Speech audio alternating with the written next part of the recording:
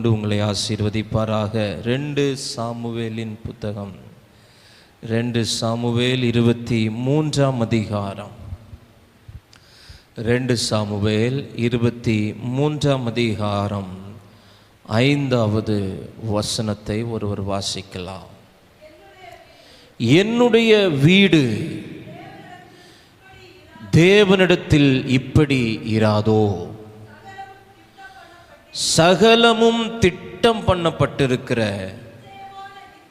நிச்சயமான நித்திய உடன்படிக்கையை என்னுடன் அவர் செய்திருக்கிறார்.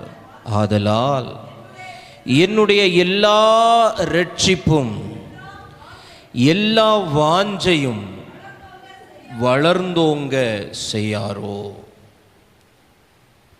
சங்கீதக்காரனாகிய தாவீதினுடைய கடைசி வார்த்தைகள். நீங்கள் அந்த அதிகாரத்தினுடைய முதல் வசனத்தை வாசித்தால் வசனம் சொல்லுகிறது, தாவீதினுடைய கடைசி வார்த்தைகள். மேன்மையாய் உயர்த்தப்பட்டு யாக்கோபுடைய தேவனால் அபிஷேகம் பெற்று இஸ்ரவேலின் சங்கீதங்களை இன்பமாய் பாடின ஈசாயின் குமாரனாகிய தாவீது என்னும் புருஷன் சொல்லுகிறது என்னவென்றால், ஒரு மனிதனுடைய கடைசி வார்த்தைகள் என்பது இந்த உலகத்தில் மிக மிக முக்கியமான ஒரு வார்த்தை. இது மரண வாக்குமூலம் என்று உலகத்திலே சொல்லுகிறார்கள். ஒரு மனிதன் மரிப்பதற்கு முன்பாக அவன் சொல்லக்கூடிய கடைசி வார்த்தைகள் மிகவும் முக்கியத்துவம் வாய்ந்ததாக இருக்கிறது. அந்த வார்த்தைகளை உடனே நாம் கருத்தில் கொண்டு அதற்கேற்றாற்போல் செயல்பட வேண்டிய கட்டாயம் என்பதற்காக அந்த வார்த்தைகள் சொல்லப்படுகிறது.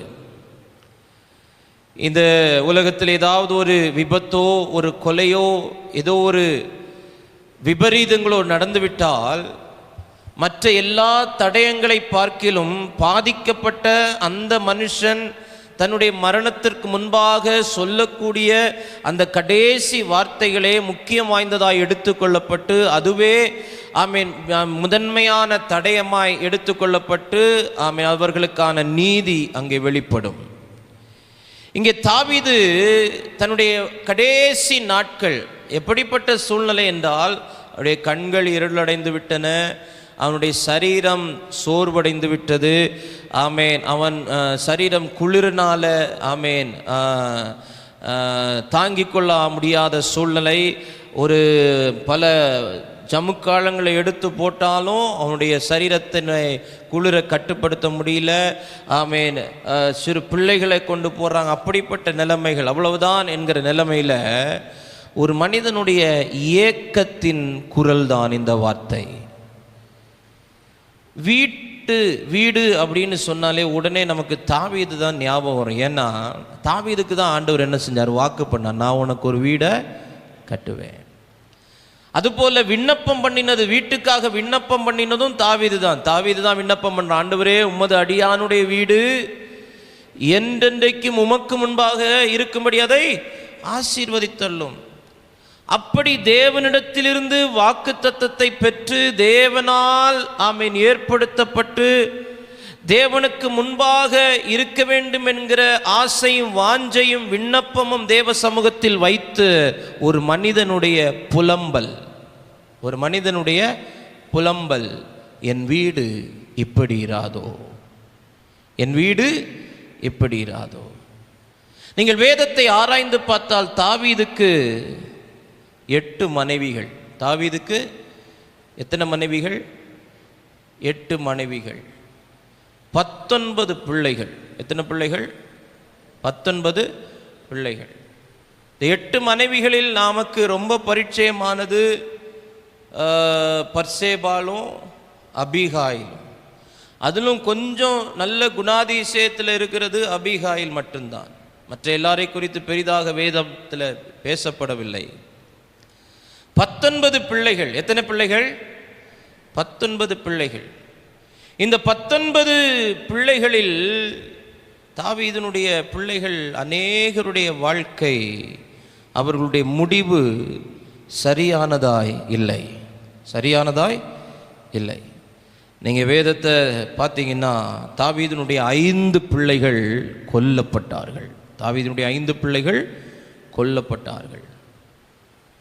2 பிள்ளைகள் இச்சையில் விழுந்தார்கள்.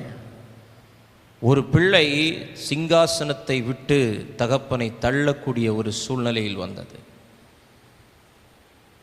இப்போ தாவீதினுடைய கடைசி காலம் வருகிறது.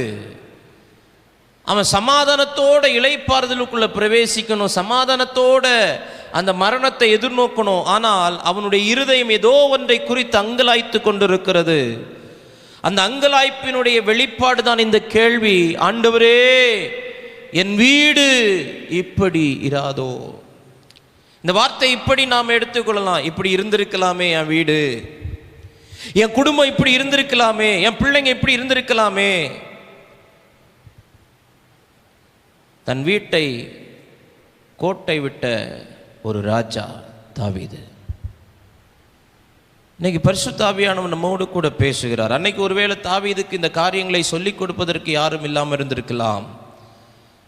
அது இட்ஸ் டூ லேட். காலம் கடந்து ஆண்டோடைய சமூகத்தில் போய் சொல்கிறேன், என் வீடு இப்படி இருந்திருக்கலாமே, இப்படி இராதோ, என் வீடு இப்படி இராதோ. நான் வீடுன்னு சொல்லும்போது நீங்கள் கட்டடங்களை கண்ணுக்கு முன்னாடி கொண்டு வரக்கூடாது. அது எல்லாருக்கும் நம்முடைய இருதயத்தில் வரக்கூடிய காரியம் தான். ஒரு வீட்டை பார்க்கும்போது எனக்கு மட்டும் இப்படி ஒரு வீடு இருக்காதா, ஒரு மாடி வீடை பார்க்கும்போது எனக்கு மட்டும் இப்படி ஒரு வீடு இருக்காதா, ஒரு புதிய வீட்டுக்குள்ளால போகும்போது எனக்கு இப்படி ஒரு வீடு இருக்காதா. அதுவல்ல. தாவீது கட்டின வீட்டை போல இதுவரைக்கும் எவனும் கட்டினதில்லை. தாவீது கட்டின வீட்டை போல இதுவரைக்கும் எவனும் கட்டினதில்லை. அவ்வளவு அழகான ஒரு வனமாக அதை உருவாக்கினான். உலகத்தில் இருக்கிற விலையேற பெற்ற மரங்கள், விலையேற பெற்ற பொருட்களை கொண்டு தனக்கு ஒரு வீட்டை கட்டினான். ஒரு ராஜாவினுடைய வீடு எப்படி இருக்கும்? அப்போ அவன் வீட்டை குறித்து அவன் சொல்லவில்லை, அவன் வீட்டில் உள்ளவர்களை குறித்து சொல்லுகிறான். என் வீடு தேவனிடத்தில் இப்படி இராதோ. இந்த காலை நேரத்திலே தேவ சமூகத்திலே கூடி வந்து கர்த்தருடைய வார்த்தையை கேட்டுக்கொண்டிருக்கிற தேவ ஜனமே, இன்றைக்கு அநேகருடைய இருதயத்தில் இருக்கிற ஒரு அங்கலாய்ப்பு, ஒரு வேதனை, ஒரு ஒரு ஒரு ஒரு கேள்வி, என் வீடு தேவனிடத்தில் இப்படி இராதோ. இன்னும் இப்படி சொன்னா, என் வீடு மட்டும் ஏன் இப்படி இருக்குது, என் வீடு மட்டும் ஏன் இப்படி இருக்குது, என் குடும்பம் மட்டும் ஏன் இப்படி இருக்குது, என் வீடு மட்டும் ஏன் இப்படி இருக்குது. நம்முடைய வீடு எப்படி இருக்க வேண்டும்? தேவனிடத்தில் இப்படி இராதோ என்கிற ஒரு கேள்வியோட அவனுடைய வாழ்க்கை முடிகிறது. இது தாவீதினுடைய கடைசி வார்த்தைகள். என்னுடைய எல்லா ரட்சிப்பும் எல்லா வாஞ்சையும் வளர்ந்தோங்க செய்யாரோ. இது ஆரம்பத்தில் கேட்க வேண்டிய தாவீது எல்லாம் முடிந்து கடைசி நேரத்தில் கேட்கிறான்.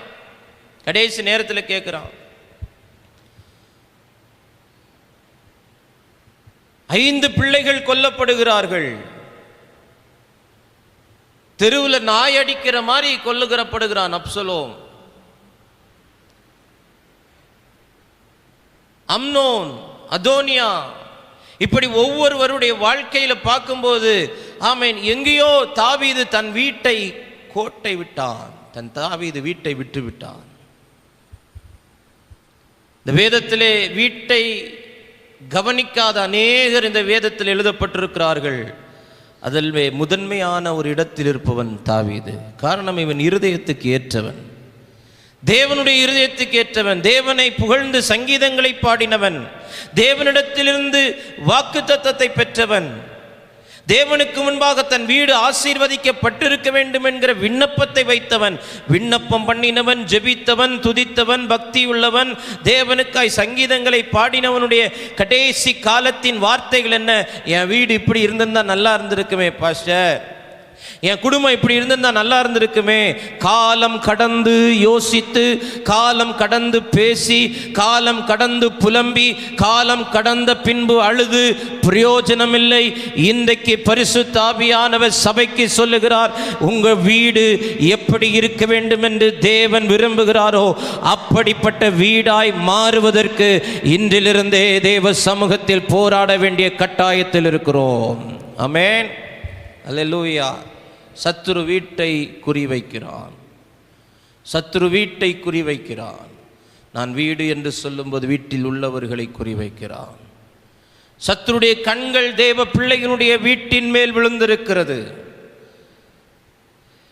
எப்படி கழுகு மேலிருந்து பறந்து கர்த்தருடைய வீட்டின் மேல் இறங்கி வருகிறது என்று தீர்க்கன் சொல்லுகிறான், அதுபோல சத்துரு இன்றைக்கு மேலிருந்து பறந்து வீட்டின் மேல், தேவனுடைய பிள்ளைகளுடைய வீட்டின் மேல் கண் வைத்திருக்கிறான். அதனால தான் இன்னைக்கு நிறைய பேருடைய கேள்வி, ஏன் வீடு மட்டும் ஏன் இப்படி இருக்குது, ஏன் குடும்பம் மட்டும் ஏன் இப்படி இருக்குது, ஏன் பிள்ளைங்க மட்டும் ஏன் இப்படி இருக்கிறாங்க. தாவீது கடைசி காலத்தில் அவனுக்கு ஒரு வெளிப்பாடு வருது, என் வீடு இப்படி தேவனிடத்தில் இருந்துராதோ, என்னுடைய வாஞ்சைகளும் என்னுடைய விருப்பங்களும் என்னுடைய ரட்சிப்பு எல்லா வாஞ்சையும் வளர்ந்தோங்க செய்யாரோ. காலம் கடந்து விட்டது, இன்னும் சற்று நேரத்தில் அவனுடைய வாழ்க்கை முடிய போகிறது. அதுதான் தாவீதினுடைய கடைசி வார்த்தைகள். இதன் பிறகு பிள்ளைகளை ஒழுங்குபடுத்துவதற்கு பிள்ளைகள் உயிரோடு இல்லை, குடும்பத்தை ஒழுங்குபடுத்துவதற்கு குடும்பம் அப்பாற்பட்டு போய்விட்டது, குடும்பத்தில் உள்ளவர்களை ஒழுங்குபடுத்துவதற்கு இனி வாய்ப்பில்லை. அவர்கள் கைமீறி போய்விட்டார்கள், அவர்கள் ரொம்ப தூரத்துக்கு போய்விட்டார்கள்.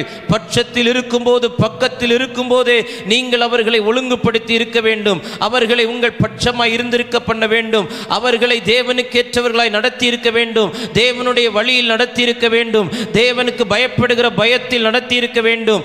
ஆனால் கைமீறி போய்விட்டது. இப்பொழுது தாவீது புலம்பினது போல நாம் புலம்பிக் கொண்டிருக்கிறோம், ஆண்டவரே என் வீடு தேவனிடத்தில் இப்படி இராதோ, தேவனிடத்தில் இப்படி இராதோ. ஒரு 3 காரியங்களை நான் உங்களோடு கூட நான் பகிர்ந்து கொள்ள போகிறேன். இது ஒரு பெரிய சப்ஜெக்ட். ஆண்டவர் அனுமதித்தால் இனி ஒரு நாட்களில் மீதமுள்ள காரியங்களை நான் உங்களோடு கூட நான் பகிர்ந்து கொள்வேன். நம்முடைய வீடு தேவனிடத்தில் எப்படி இருக்க வேண்டும், நம்முடைய வீடு எப்படிப்பட்டதாய் இருக்க வேண்டும். ஆதியாகமத்தின் புத்தகம் 39ஆம் அதிகாரம் 5வது வசனத்தை வாசியுங்கள். ஆதியாகமம் 39:5. தன் வீட்டிற்கும் தனக்குண்டான எல்லாவற்றிற்கும் முதற்கொண்டு நிமித்தம் ஆசீர்வதித்தார். வீட்டிலும் வெளியிலும் அவனுக்கு உண்டானவைகள் எல்லாவற்றிலும் கர்த்தருடைய ஆசீர்வாதம் இருந்தது. ஒரு வீடு தேவனுக்கு முன்பாக தேவனால் ஆசீர்வதிக்கப்பட்டிருக்கிற, அல்லாவிட்டால் தேவன் எப்படிப்பட்ட வீடாய் இருக்க வேண்டும் என்று விரும்புகிறார் என்றால், வசனத்தினுடைய இந்த கடைசி பகுதி சொல்லுகிறது, எல்லாவற்றிலும் கர்த்தருடைய ஆசீர்வாதம் இருந்தது. எல்லாவற்றிலும் கர்த்தருடைய ஆசீர்வாதம் இருந்தது. வீட்டிலும் வெளியிலும் அவனுக்கு உண்டானவைகள் எல்லாவற்றிலும் கர்த்தருடைய ஆசீர்வாதம் இருந்தது. இன்றைக்கு உங்கள் வீடு இப்படி இருக்கிறதா? எல்லாவற்றின் மேலும் தேவனுடைய ஆசீர்வாதம் இருக்கிறதா? பிள்ளைகள் மேல் தேவனுடைய ஆசீர்வாதம் இருக்கிறதா? கணவன் மேல், மனைவி மேல் தேவனுடைய ஆசீர்வாதம் இருக்கிறதா? வீட்டில் வளர்கிற மிருக ஜீவன்கள் மேல் தேவனுடைய ஆசீர்வாதம் இருக்கிறதா? கையின் பிரயாசங்களின் மேல் தேவனுடைய ஆசீர்வாதம் இருக்கிறதா? நமக்கு உண்டாயிருக்கிற வாகனங்களின் மேல் தேவனுடைய ஆசீர்வாதம் இருக்கிறதா? ஆமென். இங்கே வேதம் சொல்லுகிறது, வீட்டிலும் வெளியிலும் அவனுக்கு உண்டான எல்லாவற்றிலும் கர்த்தருடைய ஆசீர்வாதம் இருந்தது. கர்த்தருடைய ஆசீர்வாதம் இருந்தது. என் வீடு இப்படி இராதோ, என் வீடு இப்படி இராதோ. எப்படி? எல்லாவற்றிலையும் கர்த்தருடைய ஆசீர்வாதம். அப்படி இருந்துச்சுன்னா நம்ம வீடு எப்படி இருக்கும், நம்ம குடும்பம் எப்படி இருக்கும்? இன்னைக்கு தேவ சமூகத்தில் ஆசையோடு வாஞ்சையோடு ஆண்டுடைய சமூகத்தில் கதறி ஆண்டோடத்தில் நம்ம கேட்கணும், ஆண்டவரே எங்கள் வீடு இன்னைக்கு எப்படி இருக்குதோ எங்களுக்கு தெரியல, நாங்கள் விரும்புகிற மாதிரி எங்கள் வீடு இல்லை, நாங்கள் விரும்புகிற மாதிரி எங்கள் குடும்பம் இல்லை, நாங்கள் விரும்புகிற மாதிரி எங்கள் பிள்ளைங்க இல்லை, ஆனால் நீர் விரும்புகிறபடி எங்கள் வீட்டை இன்னைக்கு மாற்றி அமைக்கணும்னு சொல்லி ஜெபம் பண்ணுவோம். கர்த்தர் நம்முடைய வீட்டை மாற்றி அமைப்பார். அல்லேலூயா. அப்ப தேவன் விரும்புகிற ஒரு வீடு, அந்த வீட்டின் மேல் எல்லாவற்றின் மேலும் கர்த்தருடைய ஆசீர்வாதம் இருந்தது. 1 நாளாகமம் 13ஆம் அதிகாரம் 14வது வசனத்தை வாசியுங்கள். 1 நாளாகமம் 13:14. தேவனுடைய பெட்டி ஓபேத் ஏதோமினுடைய வீட்டிலே இருக்கையில் கர்த்தர் ஓபேத் ஏதோமின் வீட்டையும், நல்ல கவனிங்க, அவனுக்கு உண்டான எல்லாவற்றையும் ஆசீர்வதித்தார். அவன் ஆசீர்வதித்தார், அவன் வீட்டை ஆசீர்வதித்தார், அவன் பிள்ளைங்களை ஆசீர்வதித்தார், அவன் தொழில் ஆசீர்வதித்தார், அவங்க வருமானங்களை ஆசீர்வதித்தார், அவங்க பிள்ளைங்களுடைய எதிர்காலத்தை ஆசீர்வதித்தார், அவங்களுடைய மிருக ஜீவன்களை ஆசீர்வதித்தார். அவனுக்கு என்னெல்லாம் இருந்துச்சோ அதை எல்லாத்தையும் கர்த்தர் ஆசீர்வதித்தார். இதை வாசிக்கும் போது நமக்கு ஒரு கேள்வி எழும்புகிறது, என் வீடு இப்படி இராதோ? என் வீடு தேவனிடத்தில் இப்படி இராதோ? தாவீதை அவனுடைய வீட்டார் புலம்ப வைத்து விட்டார்கள். அவன் இருதயத்துக்கு ஏற்றவன் தான், ஆண்டவர் அவனை குறித்து சாட்சி கொடுத்ததெல்லாம் உண்மைதான். ஆனா வீட்டை குறித்த கரிசனை, வீட்டை குறித்த அந்த கவனம் அவனுக்கு இல்லாமல் போனதுனால கடைசி காலத்தில் புலம்புவதற்கு ஏதுவாய் அது மாறிவிட்டது. நம்முடைய வீட்டு தேவனால் ஆசீர்வதிக்கப்பட வேண்டும். நம்முடைய வீடு தேவனால் ஆசீர்வதிக்கப்பட வேண்டும். எல்லாவற்றின் மேல் நம்ம வீட்டில் ஆசீர்வாதம் இருக்குதா? யோசித்து பாருங்க. நம்ம பிள்ளைங்க மேலே ஆசீர்வாதம் இருக்குதா? பிள்ளைகளுடைய படிப்பில் ஆசீர்வாதம் இருக்குதா? பிள்ளைகளுடைய சரீர சுகத்தில் ஆசீர்வாதம் இருக்குதா? நம்முடைய கையின் பிரயாசங்கள் ஆசீர்வாதம் இருக்குதா? நம்முடைய சரீர சுகத்தில் ஆசீர்வாதம் இருக்குதா? எல்லாவற்றிலும் அப்படின்னு ஆவி, ஆத்துமா, சரீரம். வசனம் சொல்ல, பிரியமானவனே நீ எல்லாவற்றிலும் வாழ்ந்து சுகமா இரு. அதுதான் ஒரு தேவனுடைய ஆசீர்வாதம். இன்னைக்கு மகன், என்னுடைய மகள் எல்லாவற்றிலும் ஆசீர்வாதமா இருக்கிறாளா? நான் எல்லாவற்றிலும் ஆசீர்வாதமா இருக்கிறேனா? இல்லாவிட்டால் எல்லாவற்றின் மேலும் கர்த்தருடைய ஆசீர்வாதம் இருக்குதா? எல்லாவற்றிலும் ஆசீர்வாதமா இருக்கிறேனான்னு நம்ம கேட்க முடியாது. ஏன்னா அம்பானியும் அதானியும் ஆசீர்வாதமா இருக்கிறாங்க நம்மளை விட. ஆனால் அவங்க மேலே கர்த்தருடைய ஆசீர்வாதம் இல்லை. அவங்க மேலே என்ன இல்லை? அதனால தான் வசனம் ரொம்ப ஸ்பெசிஃபிக்காக சொல்லுது, அவனுடைய வீட்டில் எல்லாவற்றின் மேலும் கர்த்தருடைய ஆசீர்வாதம் இருந்துச்சு. யாருடைய ஆசீர்வாதம் இது? யோசேப்பினுடைய வீட்டை குறித்து சொல்லலை, எகிப்தியனுடைய வீட்டை குறித்து சொல்லுது. ஏன்னா எகிப்தியன் இருக்கிறதுலே ரொம்ப பணக்காரன். ஆனால் ஆண்டவர் சொல்றாரு, யோசேப்பு நிமித்தம் அவன் வீட்டை நான் என்ன செஞ்சேன்?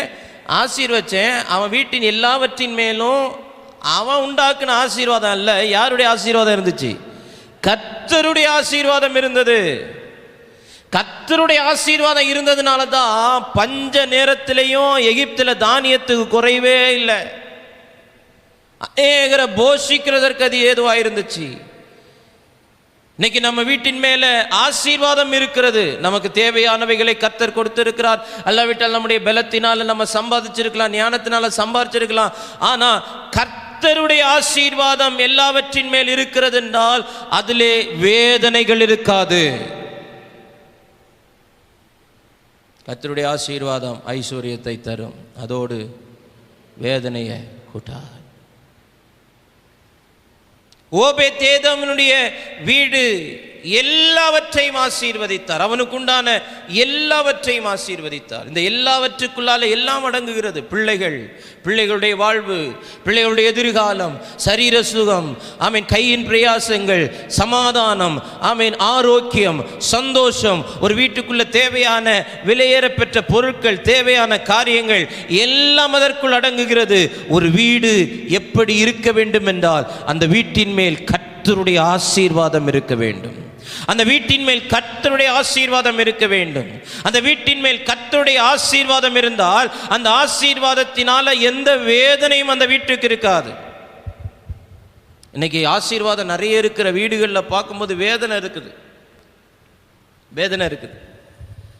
ஆண்டவர் இன்னைக்கு நம்மோட பேசுறாரு, என் வீடு எப்படி இருக்குது? என் வீட்டின் மேல எல்லாவற்றின் மேலும் ஆசீர்வாதம் இருக்குதா? இல்லை ஒரு பகுதி மட்டும்தான் ஆசீர்வதிக்கப்பட்டு வருதா? ஒரு சரீரம் என்பது எல்லாம் சீராய் இயங்க வேண்டும், எல்லாம் சீராய் வளர வேண்டும். ஆமே, இந்த கை மட்டும் அப்படியே வளர்ந்துக்கிட்டே போச்சுன்னா இல்லை, இந்த தலை மட்டும் அப்படியே வீங்கிட்டே போச்சுன்னா நான் பார்க்குறதுக்கு நல்லா இருக்காது. எல்லாவற்றையும் சீராய், எல்லாவற்றையும் அழகாய், எல்லாவற்றையும் நேர்த்தியாய், கர்த்தருடைய ஆசீர்வாதம் எல்லாவற்றின் மேல் இருந்தது. என் மூத்த மகள் மேல இருக்குது, சின்ன பிள்ளை மேல இல்லை. மூத்த மகன் மேல இருக்குது, சின்ன மகன் மேல இல்லை. என் மேல இருக்குது, என் வீட்டுக்காரர் மேல இல்லை அப்படின்னு ஒரு தேவ பிள்ளை சொல்லக்கூடாது. தேவனுடைய ஆசீர்வாதம் எல்லாவற்றின் மேலும் இருந்தது. இன்னைக்கு ஜெபிக்கணும், ஆண்டவரே என் வீடு இப்படி இருக்கணும்.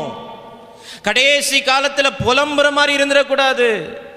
சாக போற நேரத்தில் இப்படி இருந்திருக்கலாமே, வீடு கோட்டை விட்டனே அப்படின்னு சொல்லாம, இன்றைக்கே ஆண்டுடைய சமூகத்தில், ஆண்டவரே எங்க வீட்டின் மேல எல்லாவற்றின் மேலும் கர்த்தருடைய ஆசீர்வாதம் இருக்கணும். அல்லேலூயா. இரண்டாவது வேதத்திலே நாம் வாசிக்கிறோம், ஒரு வீடு எப்படி இருக்க வேண்டும். ஒன்று நான் சொன்னேன், எல்லாவற்றின் மேலும் கர்த்தரின் ஆசீர்வாதம். இரண்டாவது யோபு 1:10 சொல்லுகிறது. யோபு 1:10 வாசியுங்கள். நீர் அவனையும் அவன் வீட்டையும், நல்லா கவனிங்க, அவனுக்குண்டான எல்லாவற்றையும் சுற்றி வேலி. இரண்டாவது, எல்லாவற்றை சுற்றியும் ஒரு வேலி.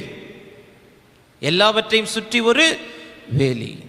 முதல்ல சொன்ன எல்லாவற்றின் மேலும் கர்த்தரின் ஆசீர்வாதம். இரண்டாவது, எல்லாவற்றை சுற்றியும் வேலி.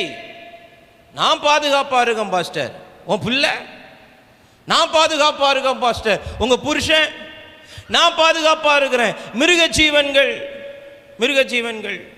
சமீபத்தில் நான் ஒரு வீட்டுக்கு போயிருந்தேன். 100கணக்கான பன்றிகளை வளர்க்கிற அந்த குடும்பம், ஒரு பெரிய ஐஸ்வர்யவானுடைய வீடு அது. நான் அந்த ஒரு டாக்டர்ஸ் அசோசியேஷனில் பேசும்படி நான் அழைக்கப்பட்டிருந்தேன், போயிருந்தேன். அந்த தம்பிகிட்ட கேட்டேன், நான் பன்னியெல்லாம் இருக்குதா அப்படின்னா, இல்லை பாஸ்டர் ஒரே நாளில் எல்லாமே செத்து போச்சுது. ஒரு பன்றியினுடைய விலை பல ஆயிரங்கள். அது வளர்ந்தா அப்படியே ஒரு காண்டாமிருகம் மாதிரி வளரும், ஒரே நாளில் செத்து போனது.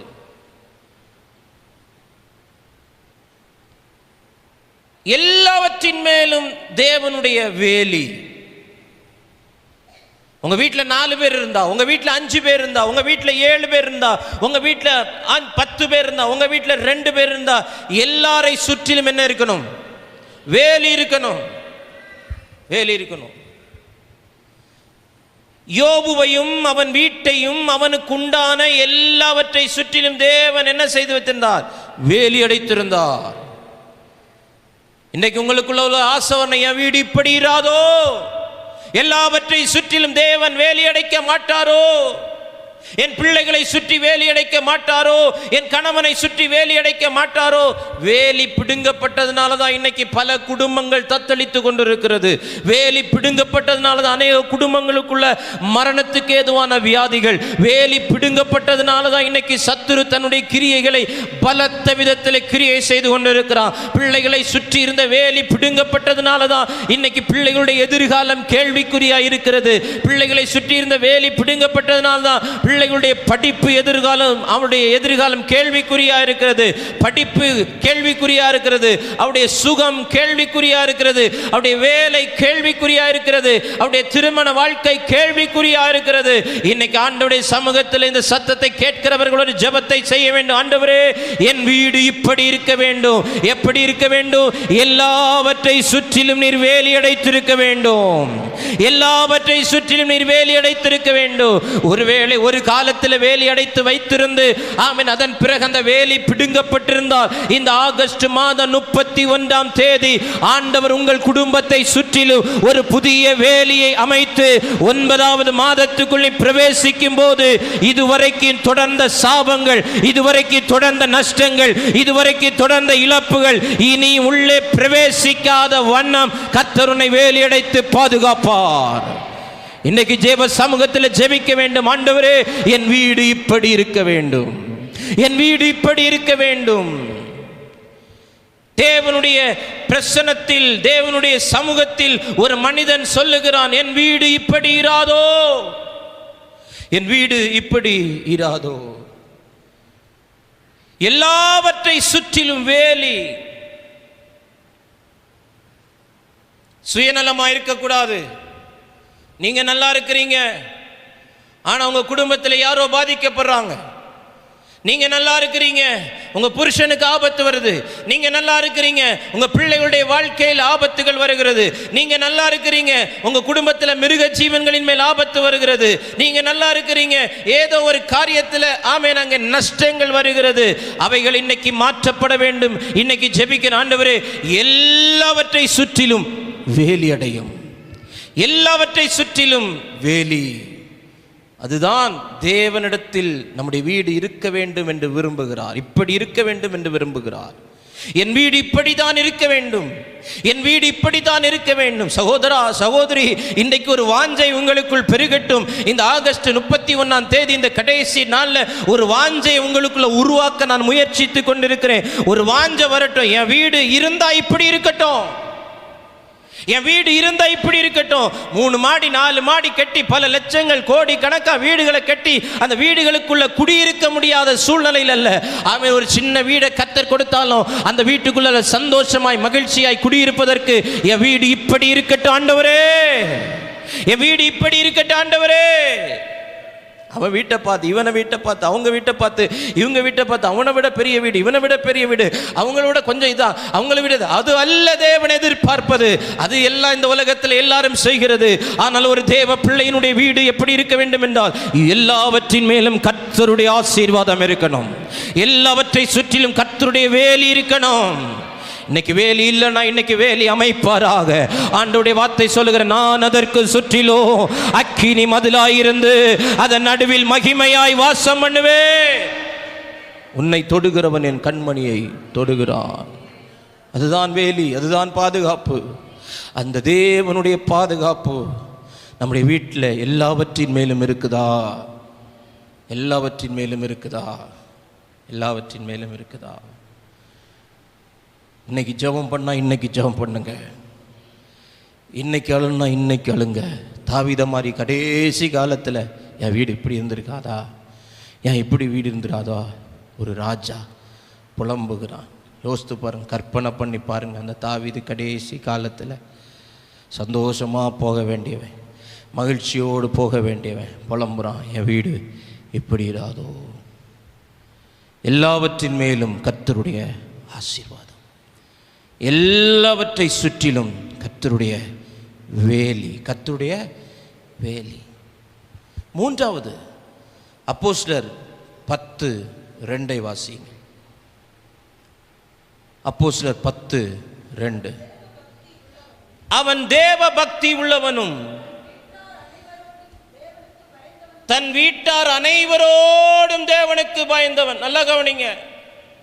ஒரு வீடு, அந்த வீட்டில் உள்ளவர்கள் எல்லாரும் தேவனுக்கு பயப்படுகிறவர்களாக இருக்கிறார்கள். எவ்வளவு பெரிய ஆசீர்வாதம்!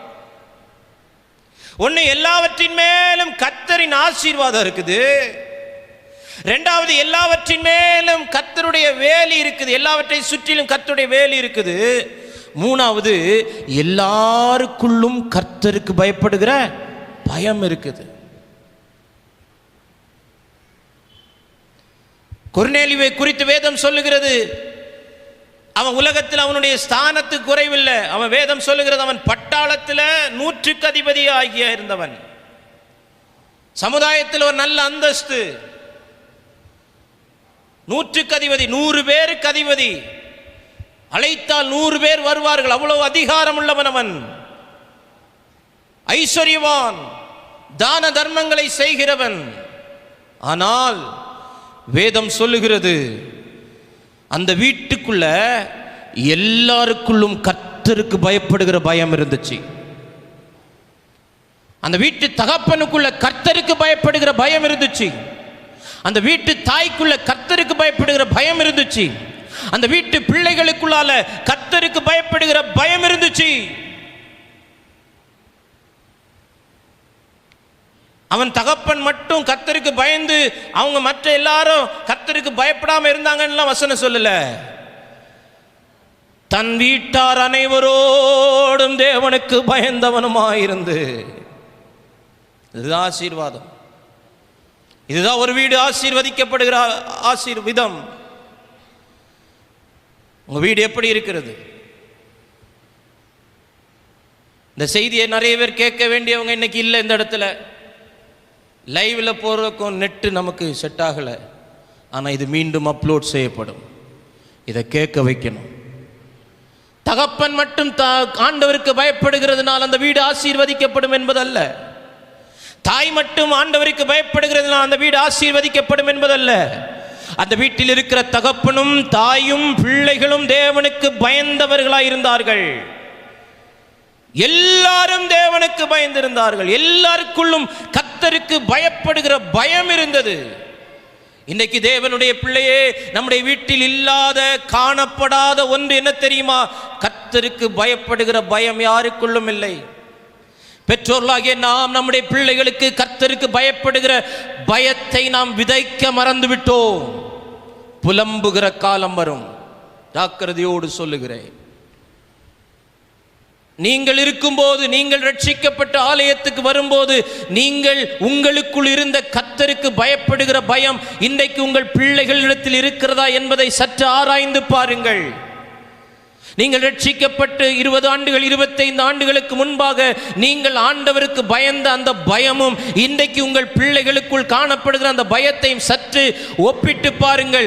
ஒரு துளி அளவும் கர்த்தருக்கு பயப்படுகிற பயம் வீட்டுக்குள்ள இல்லை, குடும்பத்துக்குள்ள இல்லை. ஆண்டவருடைய வார்த்தை சொல்லுகிறது, கொர்நேலியுடைய வீடு, கொர்நேலியுடைய வீட்டார் அனைவரும் தேவனுக்கு பயந்திருந்தார்கள். எல்லாவற்றின் மேலும் கர்த்தருடைய ஆசீர்வாதம் இருந்தது. எல்லாவற்றை சுற்றிலும் கர்த்தருடைய வேலி இருந்தது. எல்லாருக்குள்ளும் கர்த்தருக்கு பயப்படுகிற பயம் இருந்தது. ஒரு காரியத்தை செய்யும் போது, ஒரு தவறை செய்யும் போது, ஒரு முறைகேடான காரியத்தில் ஈடுபடும் போது, இல்லை இது கர்த்தருக்கு பிடிக்காது, கர்த்தருக்கு இது கோபத்தை கொண்டு வரக்கூடிய காரியம், கர்த்தருக்கு பயப்படுகிற பயம் ஒரு வாலிபனுக்குள், வாலிப தங்கச்சிக்குள் இருந்தால் அவன் தீமையை வெறுப்பான். தீமை செய்ய அவனுடைய கால்கள் விரைந்து ஓடாது. ஏன்னா அவனுக்குள்ள கர்த்தருக்கு பயப்படுகிற பயம் இருக்கு. ஐயா, நாங்களும் வாலிப நாட்களை கடந்து வந்து இருக்கிறோம். ஆமீன். நாங்களும் தீமையான காரியங்களை செஞ்சிருக்கிறோம், பாவங்களுக்குள்ளால உழந்து இருக்கிறோம். ஆனால் அவைகளிலிருந்து வெளியே வருவதற்கு காரணமாக இருந்து என்ன தெரியுமா? கர்த்தருக்கு பயப்படுகிற பயம். ஒரு காலகட்டம் வரும்போது ஒரு பயம், கர்த்தருக்கு பயப்படுகிற பயத்துக்குள்ள நாங்கள் வந்ததுனால இனியும் தொடர்ந்து இந்த பாவத்தில் இருந்தா, இனியும் தொடர்ந்து இந்த தீமைக்குள்ள இருந்தா, இனியும் தொடர்ந்து இந்த பாவ வழியிலே நடந்து கொண்டிருந்தால் நமக்கு எதிர்காலம் இல்லை, நம்முடைய வாழ்க்கை சூன்யமாயிரும். எனவே நாம் தொடர்ந்து கர்த்தருடைய பாதையில் வந்துருவோம்னு சொல்லி வந்ததுனால ஆசீர்வாதமா இருக்கிறோம். இன்னைக்கு உங்க வீட்டுக்குள்ளால கர்த்தருக்கு பயப்படுகிற பயம் இல்லைன்னா, இன்னைக்கு அந்த கர்த்தருக்கு பயப்படுகிற பயம் உங்க வீட்டுக்குள்ள வருவதாக இயேசுவின் நாமத்தில் அந்த தகப்பனுடைய வாழ்க்கையில வரட்டும், அந்த வாலிப பிள்ளைகளுடைய வாழ்க்கையில வரட்டும், அந்த தாயாருடைய வாழ்க்கையில வரட்டும். அந்த வீட்டுக்குள்ள இருக்கிற ஒவ்வொருவருக்குள்ளும் தேவனுக்கு பயப்படுகிற பயம் வருவதாக. ஆமென். கர்த்தருக்கு பயப்படுகிற பயம் அந்த வீட்டுக்குள்ள இருந்துச்சு. என்ன நடந்துச்சு தெரியுமா? ஒரு வீட்டுக்குள்ளால தேவனுக்கு பயப்படுகிற பயம் இருந்துச்சுன்னா என்ன சம்பவிக்கும் பாருங்க. கொர்நேலியுடைய வீட்டை குறித்து வேதம் சொல்லுகிறது. ஆமென். வாசிங்க, அந்த அப்போஸ்தலர் 10:3 வாசிங்க.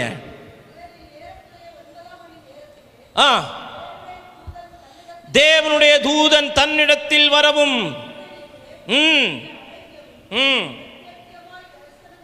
சார், தேவனுக்கு பயப்படுகிற ஒரு வீட்டுக்குள்ளால தேவதூதன் வருகிறான்.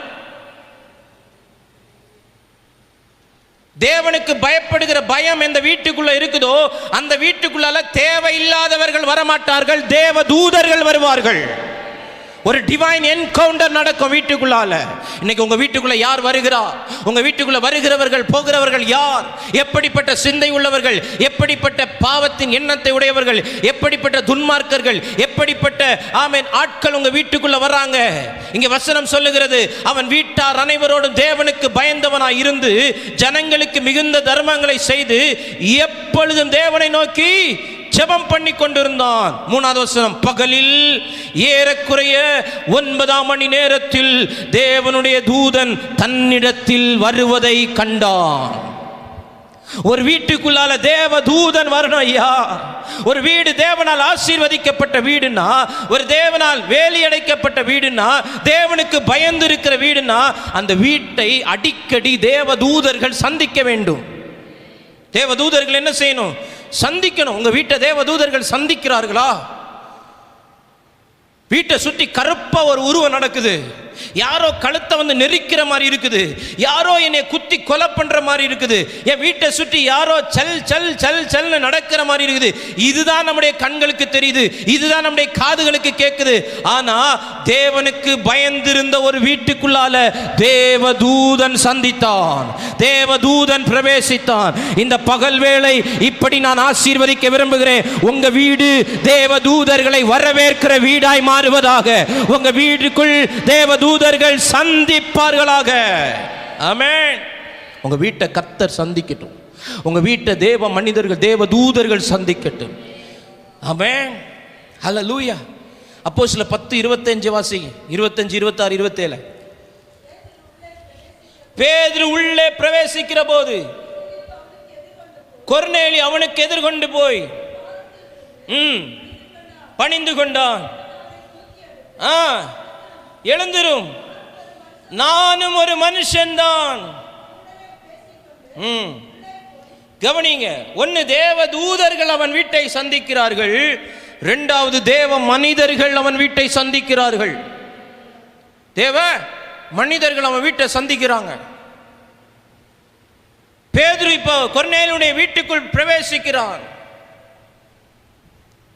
தேவ மனிதர்கள் உங்கள் வீட்டை சந்திக்கணும். தேவனுக்கு பயந்து இருக்கிற வீடு தேவதூதர்களால் சந்திக்கப்படும், தேவ மனிதர்களால் சந்திக்கப்படும். ஆமென். மூணாவது 31வது வசனத்தை வாசிங்க. கொர்நேலியுவே, உன் ஜெபம் கேட்கப்பட்டது. ஆமென். கவனிங்க, தேவனுடைய வார்த்தை சந்திக்கிறது. தேவனுடைய வார்த்தை. 30வது வசனம். அதற்கு கொர்நேலியு, 4 நாளைக்கு முன்னே இந்நேரத்தில் நான் உபவாசித்து 9ஆம் மணி நேரத்தில் என் வீட்டிலே ஜெபம் பண்ணி கொண்டிருந்தேன். அப்பொழுது பிரகாசம் உள்ள வஸ்திரம் தரித்த மனுஷன் ஒருவன் எனக்கு முன்பாக நின்று. ஆமென். இப்போ தேவதூதன் சந்திக்கிறான், தேவ மனிதர்கள் சந்திக்கிறார்கள். இப்போ தேவனுடைய வார்த்தை அந்த வீட்டை சந்திக்கிறது. ஆமென். அந்த வீட்டை எது சந்திக்குது? தேவனுடைய வார்த்தை. உங்க வீட்டை எது சந்திக்குது? உங்க வீட்டை தேவனுடைய வார்த்தை சந்திக்கிறதா? தேவ மனிதர்கள் சந்திக்கிறார்களா? தேவ தூதர்கள் சந்திக்கிறார்களா? இப்படிப்பட்ட சந்திப்பு நிகழ வேண்டும் என்றால் உங்கள் வீட்டுக்கு மேல தேவனுக்கு பயப்படுகிற பயம் இருக்கணும். 10ஆம் அதிகாரம் 44வது வசனத்தை வாசிங்க. இந்த வார்த்தைகளை பேதுரு பேசிக் கொண்டிருக்கையில் வசனத்தை கேட்ட யாவர் மேலும் பரிசுத்த ஆவியானவர் இறங்கினார். கவனிங்க ஐயா, ஒரு வீட்டுக்குள்ளால் ஆவியானவருடைய சந்திப்பு நடக்குது. இது எங்கேயோ வெளி கூட்டத்தில் அல்ல, ஏதோ ஒரு ஸ்டேடியத்தில் நடக்கிற கூட்டத்தில் அல்ல, கொர்நேலியுடைய வீட்டுக்குள்ள நடக்கிற காரியம். தேவ தூதர்கள் சந்திக்கிறார்கள், தேவ மனிதர்கள் சந்திக்கிறார்கள், தேவனுடைய வார்த்தை அங்கே வெளிப்படுகிறது. வேதம் சொல்லுகிற தேவனுடைய ஆவியானவர் அந்த வீட்டுக்குள்ளால அசைவாட ஆரம்பிக்கிறார். அந்த வீட்டுக்குள்ளால தேவ ஆவியானவரும் சந்திக்கிறார். உங்க வீட்டுக்குள்ளால தேவ ஆவியானுடைய பிரசன்னத்தை உணர்ந்து எத்தனை நாட்கள் ஆகிறது? உங்க வீட்டுக்குள்ளால தேவனுடைய பிரசன்னத்தை உணர்ந்து எத்தனை வருஷங்கள் ஆகிறது? எத்தனை மாதங்கள் ஆகிறது? நான் ஜெபம் பண்றேன் பாஸ்டர், நான் வேதத்தை வாசிக்கிறேன் பாஸ்டர், அது எல்லாரும் செய்வார்கள். ஆனால் அந்த வீட்டுக்குள் தேவ பிரசன்னத்தை உணர்கிறோமா? கொர்நேலியுடைய வீட்டுக்குள்ளால ஆவியானவர் இறங்கி வந்தாராம். எப்படி மேல் வீட்டறையில் காத்திருந்த 120 பேர் மேல் ஆவியானவர் இறங்கி வந்தாரோ, அதுபோல இங்கே கொர்நேலியுடைய வீட்டுக்குள் கூடியிருக்கிற ஜனங்கள், அவன் பேதுரு பேசிக் கொண்டிருக்கிறான். அந்த வார்த்தையை கேட்டுக் கொண்டிருக்கையில் வசனத்தை கேட்ட எல்லார் மேலும் ஆவியானவர் இறங்கி வருகிறார். ஒரு வீடு தேவனுக்கு பயப்படுகிற வீடா இருந்தால் அந்த வீட்டுக்குள் வருகிறவர்கள் ஆவியினால் நிரப்பப்படுவார்கள். அந்த வீட்டுக்குள் வருகிறவர்கள் ஆவியானுடைய பிரசன்னத்தை அனுபவிப்பார்கள். அந்த வீட்டுக்குள் வருகிறவர்கள் ஆவியானுடைய அசைவாடுதலுக்குள் கடந்து வருவார்கள். ஆமென். அந்த வீட்டுக்குள்ள வந்தவன் எல்லார் மேல் ஆவியானவர் இறங்கினார். காரணம் அவர்கள் அல்ல, காரணம் பேதுரு அல்ல, காரணம் கொர்நேலியும் அவன் வீட்டார் அனைவருமே. அவர்கள் மேல் கர்த்தருக்குள், அவர்களுக்குள் கர்த்தருக்கு பயப்படுகிற பயம் இருந்தது. பயம் இருந்தது. தேவதூதர்கள் சந்திக்க வேண்டுமா? தேவ மனிதர்கள் சந்திக்க வேண்டுமா? தேவனுடைய வார்த்தை உங்களை சந்திக்க வேண்டுமா? தேவாவியானவர் உங்கள் வீட்டை சந்திக்க வேண்டுமா? தேவாவியானவர் உங்கள் வீட்டை சந்தித்தால் ஆதியாகமம் 1ஆம் அதிகாரம் 2-3 வசனங்கள் சொல்லுகிறது, ஒழுங்கின்மைகள் மாறும், வெறுமைகள் மாறும், இருள் மாறும். ஆவியானவர் அசைவாடாதது வரைக்கும் ஒழுங்கின்மையாகத்தான் இருந்தது, வெறுமை வெறுமையாகத்தான் இருந்தது, இருள் இருளாகத்தான் இருந்தது. எப்போ ஜலத்தின் மேல் அவர் அசைவாட ஆரம்பித்தாரோ அந்த நிமிஷமே எல்லா ஒழுங்கின்மைகளும் ஒழுங்காய் மாறினது, எல்லா வெறுமையும் நிரப்பப்பட்டது, எல்லா இருளும் மாறி வெளிச்சம் உண்டானது. உங்க வீட்டுக்குள்ளால ஆவியானவர் அசைவாட வேண்டும். இன்னைக்கு கேட்கணும், என் வீடு இப்படி இராதோ.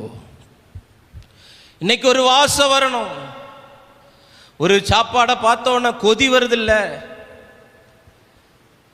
அதை தின்னணும்னு ஒரு ஆசை வந்து எப்படியாவது சாயங்காலம் ஃபோன் பண்ணி நேருங்க வரச்சில வாங்கிட்டு வந்துடுங்க. இல்லைன்னா அம்மாட்ட போய் அதை வற்புறுத்தி நாளைக்கு எனக்கு இதை செஞ்சு கொடுத்துருன்னு சொல்லி, அது ஏன் எனக்கு அதை நான் நேற்றைக்கு அதை பார்த்துட்டேன், அதை பார்த்தோன்னே எனக்கு என்ன வந்துருச்சு, கொதி. இன்னைக்கு இந்த வசனத்தை கேட்டு உங்களுக்குள்ள ஒரு கொதி வரணும், ஒரு வாஞ்ச வரணும். என் வீடு இப்படி இருக்க வேண்டும், என் வீடு இப்படி இருக்க வேண்டும், என் வீடு தேவனிடத்தில் இப்படி இருக்க வேண்டும். என் வீடு இப்படி இராதோ அப்படின்னு புலம்பாம என் வீடு இப்படி இருக்கணும் ஆண்டவரேன்னு சொல்லி ஜெபம் பண்ணுங்க. காலம் கடந்து நாட்கள் உருண்டோடி வருஷங்கள் உருண்டோடி எல்லாம் கையை மீறி போனதுக்கு அப்புறம் என் பிள்ளை இப்படி இருந்திருக்க மாட்டானா, என் மக இப்படி இருந்திருக்க மாட்டாளா, என் குடும்பம் இப்படி இருந்திருக்காதா, என் வீடு இப்படி இருந்திருக்காதா, நான் இந்த வேலையில இருந்திருக்க மாட்டேனா, நான் இங்கேயே இருந்திருக்க மாட்டேனா, நான் இந்த வீட்டுக்குள்ளே இருந்திருக்க மாட்டேனா, நான் இந்த இடத்தை விற்காம இருந்திருக்க மாட்டேனா, நான் இந்த இடத்திலே ஆசீர்வாதமா இருந்திருக்க மாட்டேனான்னு புலம்புறதை விட்டுட்டு இன்னைக்கு என் வீடு இப்படி இருக்கட்டும்னு சொல்லி ஜெபம் பண்ணா நான் நம்புறேன் ஆண்டவர் மீண்டும் உங்களை நிலையான ஸ்தானத்திலே கட்டி எழுப்புவார். மீண்டும் கர்த்தர் தாவீதுக்கு வாக்கு பண்ணினது போல உங்களுக்கும் வாக்கு பண்ணி உங்களுக்கு ஒரு நிலையான வீட்டை கட்டுவார். அந்த வீடு எப்பொழுதும் தேவனுக்கு முன்பாக இருக்கும், அந்த வீட்டின் மேல் எப்பொழுது கர்த்தருடைய கண்கள் இருக்கும். ஆமென். உங்க வீடு தேவதூதர்கள் சந்திக்கணும், தேவதூதர்கள் உங்கள் வீட்டை சந்திக்கணும், வந்து சொல்லணும், பாஸ்டர் எங்கள் வீட்டில் நாங்கள் ஏஞ்சல்ஸை பார்க்குறோம், தேவதூதர்களை பார்க்குறோம். எத்தனை சாட்சிகளை கேட்டிருக்கிறேன் தெரியுமா? பாஸ்டர் நான் ஜெபம் பண்ணிக்கிட்டு இருக்கும்போது ஒரு தேவதூதனே அறைக்குள்ளே வந்தான், ஒரு தேவதூதன் வந்து என்னோடு கூட பேசி கொண்டிருந்தான். ஆமாம், நான் ஜெபம் பண்ணி கொண்டிருக்கும்போது நீங்கள் என் வீட்டுக்குள்ளே வந்தீங்க, நீங்கள் வந்து என் தலையில் கை வச்சீங்க. ஆமேன், அது நான் அல்ல, என் சார்பில் அனுப்பப்பட்ட தேவதூதர்கள், தேவ மனிதர்கள் சார்பில் அனுப்பப்படுகிற தேவதூதர்கள். உங்கள் வீடு தேவதூதர்கள் சந்திக்கிற வீடாக வேண்டும், தேவ மனிதர்கள் சந்திக்கிற வீடா இருக்கணும், தேவனுடைய வார்த்தை சந்திக்கிற வீடா இருக்கணும், தேவாவியானவர் சந்திக்கிற வீடா இருக்கணும். என் வீடு இப்படி இருக்கணும் ஆண்டவரே, என் வீடு இப்படி இருக்கணும் ஆண்டவரே. எல்லாவற்றின் மேலும் கர்த்தரின் ஆசீர்வாதம், எல்லாவற்றை சுற்றிலும் கர்த்தருடைய வேலி, எல்லாருக்குள்ளும் கர்த்தருக்கு பயப்படுகிற பயம். எல்கேஜி படிக்கிறவனுக்குள்ளும் கர்த்தருக்கு பயப்படுகிற பயம். கொஞ்சம் யோசித்து பாருங்க, கற்பனை பண்ணி பாருங்க அந்த வீடு எப்படி இருக்கும்னு. புருஷனுக்குள்ள கர்த்தருக்கு பயப்படுகிற பயம். ஒரு காரியம் மனைவி சொன்னா புருஷன் உடனே இல்லை அது ஆண்டவருக்கு கர்த்தருக்கு பயப்படுகிற பயம். மனைவிக்குள்ள கர்த்தருக்கு பயப்படுகிற பயம், பிள்ளைகளுக்குள்ள கர்த்தருக்கு பயப்படுகிற பயம், பெற்றோருக்குள்ள கர்த்தருக்கு பயப்படுகிற பயம், நம்மை சுற்றி அந்த வீட்டுக்குள்ள இருக்கிற எல்லாருக்குள்ளும் கர்த்தருக்கு பயப்படுகிற பயம் இருந்துச்சுன்னா அந்த வீடு எப்படி இருக்கும்னு யோசித்து பாருங்க. பரலோகத்தை இந்த பூமியிலே நாம் அனுபவிக்கலாம், ஆனா இன்னைக்கு நரகத்தை நாம வீட்டுக்குள்ள அனுபவிச்சுட்டு இருக்கிறோம். காலம் கடந்து தாவீதை போல கடைசியில போய் என் வீடு இப்படி இராதோ, என் வாஞ்சை நிறைவேறாதோ, பல்லு போன வயசில் வார்த்தை தெளிவற்று போகிற சூழ்நிலையில் எல்லாம் குளறுபடியாக எல்லா சூழ்நிலை எல்லாம் கைமாறி போன பிறகு என் வீடு இப்படி இருக்காதோ பாஸ்டர், என் வீடு இப்படி இருக்காத, ஒரு பிரயோஜனம் இல்லை. நானும் திரும்ப எப்படி சொன்னேன், ஒரு பிரயோஜனம் இல்லை. இப்போ பலன் இருக்குது, இப்போ அழ முடியும், இப்போ முழங்கால் படியிட முடியும், இப்போ உபவாசிக்க முடியும், அதுக்குள்ள பலன் எல்லாம் நமக்கு இருக்குது. முட்டி மோதி என்ன செய்வீங்களோ ஏது செய்வீங்களோ எனக்கு தெரியாது. உங்கள் வீடு தேவனிடத்தில் இப்படி இருக்க வேண்டும், உங்கள் வீடு தேவனிடத்தில் இப்படி இருக்க வேண்டும். நான் பேசுகிற வார்த்தை என்னோடு பேசுகிறது, என் மூலமாய் உங்களோடு பேசுகிறது. என் மூலமாய் நம்மோடு பேசுகிறது. ஆவியானவர் என்னோடு பேசுகிறார், எனக்கு பேசுகிறார், என் மூலமாய் உங்களுக்கு பேசுகிறார், என் மூலமாய் நமக்கு பேசுகிறார். என் வீடு இப்படி இருக்கணும் ஆண்டவரே. எல்லாவற்றின் மேலும் கர்த்தருடைய ஆசீர்வாதம். அவ பரவாயில்ல, அவ கரையேறிட்டா, இவன் தான் கஷ்டம், அப்படி யாரும் சொல்லக்கூடாது. எல்லார் மேலும் கர்த்தருடைய ஆசீர்வாதம். மூத்தவன் பரவாயில்ல, பிரச்சனை இல்லை, கரையேறிடுவான், இவனை நினைச்சான், அப்படி இல்லை. எல்லார் மேலும் கர்த்தருடைய ஆசீர்வாதம். எல்லார் மேலும் கர்த்தருடைய ஆசீர்வாதம். 3 பிள்ளைங்களா, 3 பிள்ளைங்கள் மேலும் கர்த்தருடைய ஆசீர்வாதம். 2 பிள்ளையா, 2 பிள்ளைங்கள் மேலும் கர்த்தருடைய ஆசீர்வாதம். ஒன்னா அதுக்கு மேலே கர்த்தருடைய ஆசீர்வாதம் இருக்கணும். வசனம் தானே சொல்லுது, அவனுக்கு வீட்டையும் அவனுக்கு உண்டான எல்லாவற்றின் மேலேயும் அவன் வீட்டில் பசு வளர்த்தா, அந்த பசு மேலே என்ன இருக்குது? கர்த்தருடைய ஆசீர்வாதம் இருக்குது. அவன் வீட்டில் ஒரு தென்னை மரம் நட்டா, தென்னை மரம் இந்த சூத்து காஞ்ச இந்த ஒரு குச்சங்காயை போல கொண்டு தேங்காயை போடாது. ஆமென். அப்படி இருக்கும் தேங்காய். வெட்டினா, இளநியை வெட்டினா உள்ள தண்ணி இருக்கும். ஆமென். என்ன இருக்கணும்? இருக்கணும். ஒரு கத்திரிக்காய் செடி நட்டா, ஒரு வெண்டைக்காய் செடி நட்டா அப்படி இருக்கணும். அதன் மேலே கர்த்தருடைய ஆசீர்வாதம் இருக்கணும். பைக்கு மேலே கர்த்தருடைய ஆசீர்வாதம் இருக்கணும். அந்த வீட்டின் மேலே கர்த்தருடைய ஆசீர்வாதம் இருந்தா, வசனம் சொல்லுகிறது, அந்த வீடு உச்சிதமான பொருட்களால் நிரப்பப்படும். அங்கே குறைவே இருக்காது. அந்த வீட்டுக்குள்ளே என்ன இருக்காது? குறைவே இருக்காது. நான் சொல்கிறேன், இந்த வருஷம் வீடுகளுக்குள்ளால வாகனங்கள் அணிவகுட்டடும். இந்த வருஷம் 1ஆம் தேதி சொன்னேன், இந்த வருஷம் வீடுகளின் வருஷம். இந்த வருஷம் வீடுகளின் வருஷம். இந்த ஆனிவர்சரிக்கு சொன்னேன், இந்த வருஷம் இந்த ஆனிவர்சரி அடுத்த ஆகஸ்ட்டுக்குள்ளால வீடுகளுக்குள்ளால வாகனங்களின் வருஷம். ஆமென். நான் 2 வாகனங்களை பிரதிஷ்டை பண்ணியாச்சு. ஆமென். இன்னும் அநேக வாகனங்களை பிரதிஷ்டை பண்ண ஆயத்தமாக இருக்கிறேன். அல்லேலூயா. கர்த்தர் சொன்னதான், வாக்கு மாறவே மாட்டார். என் வீடு அதற்கு தகுதியாக இருந்தா அவருடைய ஆசீர்வாதங்கள் உள்ள வந்துகிட்டே இருக்கும். ஆனா என் வீடு அதுக்கு தகுதியா இல்லைன்னா வாசல் வரைக்கும் வர, வீட்டுக்குள்ள வராது சார். வாசல் வரைக்கும் வருது, வீட்டுக்குள்ள வரல, அப்படியே டேன் அடிச்சுட்டு போகுது. வீட்டின் மேல் கர்த்தருடைய ஆசீர்வாதம். ஒரு நெல்லிக்காய் செடி, நெல்லிக்காய் மரம், அதன் மேல் கர்த்தருடைய, ஒரு முருங்கை மரம், அதன் மேல் கர்த்தருடைய, பக்கத்து வீட்லேயும் அதே முருங்கை மரம் நிற்குது, அதில் 4 முருங்காய் எண்ணி காய்க்குது. இந்த முருங்கை மரத்தில் முருங்கை காயாக தான் இருக்குது, இலையே தெரியல.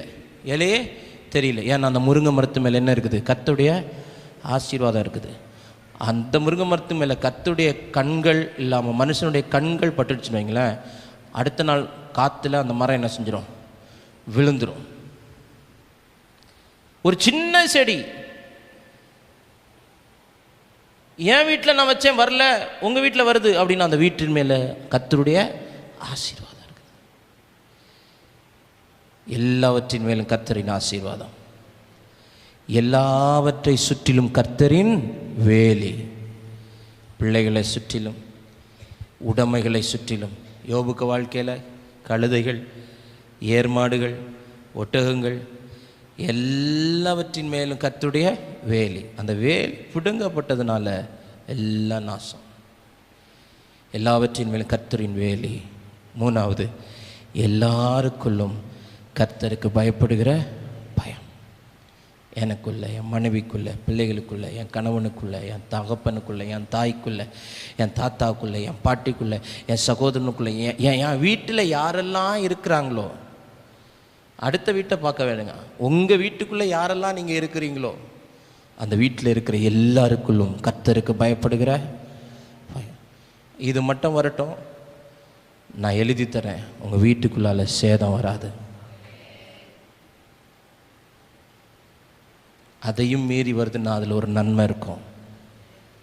இல்லாமல் சும்மா எல்லாம் வியாதி பலவீனம் அப்படின்லாம் ஆண்டவர் தர்றதுக்கு ஆண்டவர் அநியாயம் உள்ள தேவன்லாம் இல்லை. எல்லாவற்றின் மேலும் கர்த்தருடைய ஆசீர்வாதம் இருக்கணும். வீடு கட்டுறீங்களா? வீடு கட்டுறதுல கர்த்தருடைய ஆசீர்வாதம் இருக்கணும். எல்லாவற்றை சுற்றில் கர்த்தருடைய வேலி. எல்லாருக்குள்ளும் கர்த்தருக்கு பயப்படுகிற பயம். நிறைய இருக்குது, பக்கமாக எழுதி வச்சிருக்கிறேன். நாட்கள் வரும், நான் சொல்கிறேன், என் வீடு இப்படி இருக்கணும். என் வீடு இப்படி இராதோ என்று கேள்வியோடு நம்முடைய வாழ்க்கை முடியாமல், என் வீடு இப்படி இருக்கிறது என்று சொல்கிற மகிழ்ச்சியோடு நம்முடைய வாழ்க்கை முடியுமே. ஆனால் இந்த உலகத்தில் நம்மளை போல பாக்கியவான்கள் யாருமே இல்லை. ஜெபம் பண்ணால் இப்போ ஜெபம் பண்ணுங்க, அழணுன்னா இப்போ அழுங்க, கண்ணீர் வடிங்கன்னா இப்போ கண்ணீர் வடிங்க. காலம் கடந்து போய் பாஸ்டர் இப்படி ஆகிப்போச்சு, பாஸ்டர் இப்படி ஒரு சம்பவம், பாஸ்டர் இப்படி வீட்டுக்குள்ளே அப்படின்னு சொல்லாமல், அன்றைக்கி தாவீதுக்கு சொல்லிக் கொடுக்குறதுக்கு யாரும் இல்லை, இன்றைக்கி நமக்கு சொல்லிக் கொடுக்குறதுக்கு ஆவியானவர் இருக்கிறார். அவர் நமக்கு கற்றுக் கொடுக்கிறார். என் வீடு தேவனிடத்தில் இப்படி இராதோ. நீங்கள் அந்த வார்த்தையை சாதாரணமாக நீங்கள் கடந்து போக முடியாது. ஒரு ராஜாவினுடைய கடைசி வார்த்தைகள். அவன் வீட்டை நினச்சா அவனுக்கு சந்தோஷமா இல்லை. 5 பிள்ளைங்க கொல்லப்படுறாங்க, 5 பிள்ளைங்க கொல்லப்படுறாங்க.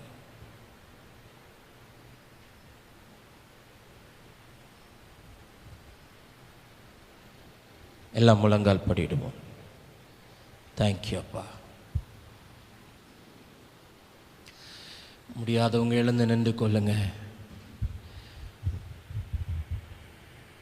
என் வீடு இப்படி இராதோ, என் வீடு இப்படி இராதோ.